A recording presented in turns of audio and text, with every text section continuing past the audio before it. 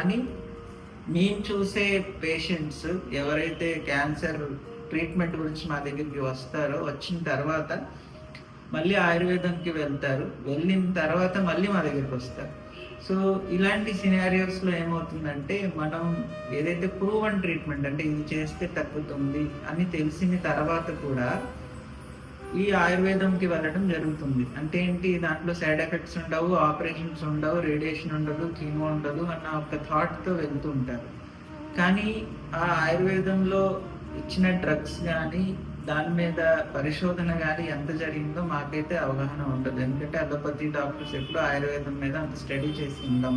so అలాంటప్పుడు ఏంటంటే, తిరిగి వచ్చినప్పుడు అంటే ఆయుర్వేదం ఏదైతే మేము చెప్పిన ట్రీట్మెంట్ వాళ్ళు ఫాలో అవ్వకుండా ఆయుర్వేదానికి వెళ్ళినప్పుడు ఏమవుతుందంటే, ఏదైతే ఇనీషియల్ స్టేజ్లో ఉన్న క్యాన్సర్, ఫస్ట్ స్టేజ్లో ఉన్న క్యాన్సర్ ఉంటుందో అది థర్డ్ ఆర్ ఫోర్త్